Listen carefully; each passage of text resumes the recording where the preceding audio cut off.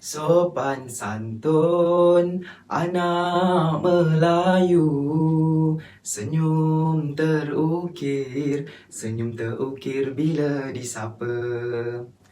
Bismillahirrahmanirrahim. Assalamualaikum warahmatullahi wabarakatuh. Salam sejahtera dan salam apresiasi khas saya buatkan kepada Encik Fawis dan rakan-rakan persejuangan sekalian.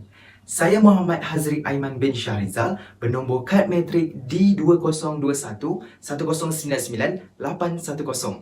Jadi, hari ini saya akan mengupas tentang isu yang menarik berkaitan dengan pengurusan kesihatan mental. Penyakit mental merupakan sebuah penyakit melibatkan gangguan kepada fungsi otak yang boleh menyebabkan perubahan kepada proses pemikiran, perasaan dan tingkah laku seseorang yang mengakibatkan gangguan untuk menjalani aktiviti seharian dengan baik. Situasi krisis semasa iaitu pandemik COVID-19 mendatangkan impak besar kepada segenap lapisan masyarakat, terutamanya kepada mereka yang mempunyai masalah kesihatan mental. Dan ada yang sebilangan daripada mereka yang baru saja didiagnos mendapat penyakit ini sewaktu Perintah Kawalan Pergerakan dikuatkuasakan. Menurut Kementerian Kesihatan Malaysia, sebanyak 85% daripada 145,000 panggilan diterima oleh pihak Kementerian Kesihatan yang membabitkan isu kesihatan mental yang memerlukan sokongan emosi dan kaunseling sejak 20 Mac 2020 sehingga kini. Namun, setiap implikasi, faktor dan punca yang terjadi pasti ada penawar atau langkah untuk mengatasinya. Di sini saya kongsikan kepada anda 4 langkah untuk mencegah penyakit mental ini daripada menjadi lebih teruk. Langkah pertama, mempelajari kawalan emosi kendiri.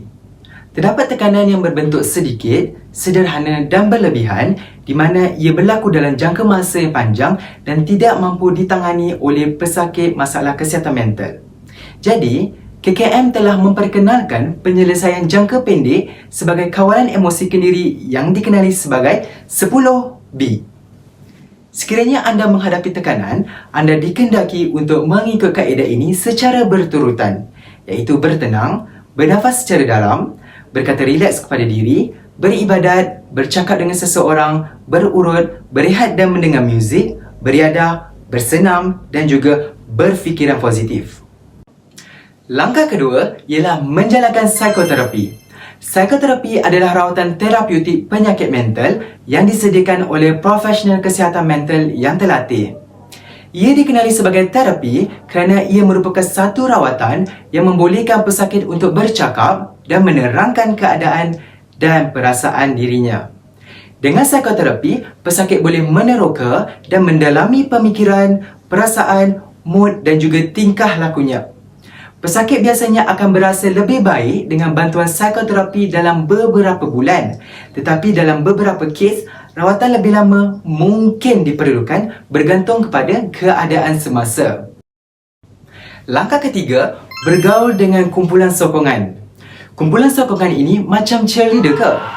Jawapannya, tak. Tetapi, kumpulan sokongan dan cheerleader ini mempunyai misi yang sama, iaitu memberi sokongan kepada pesakit dari segi emosi dan mental.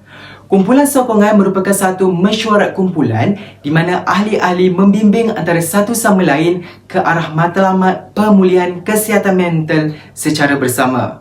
Kumpulan ini selalunya terdiri daripada golongan yang bukan profesional tetapi terdiri daripada individu-individu yang mengalami masalah yang lebih kurang sama.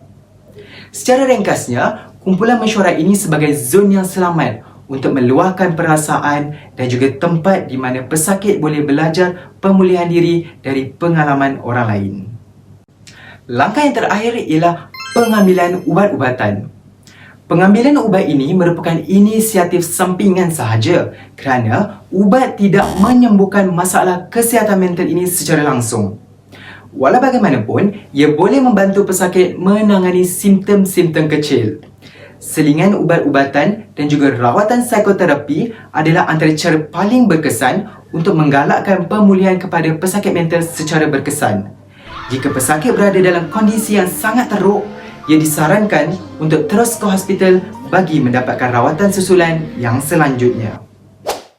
Jadi, secara keseluruhannya, terdapat beberapa faktor besar yang boleh menyebabkan berlakunya seseorang individu mengalami masalah penyakit kesihatan mental. Namun, faktor-faktor tersebut boleh dicegah dengan beberapa strategi yang berkesan yang disarankan oleh pihak Kementerian Kesihatan.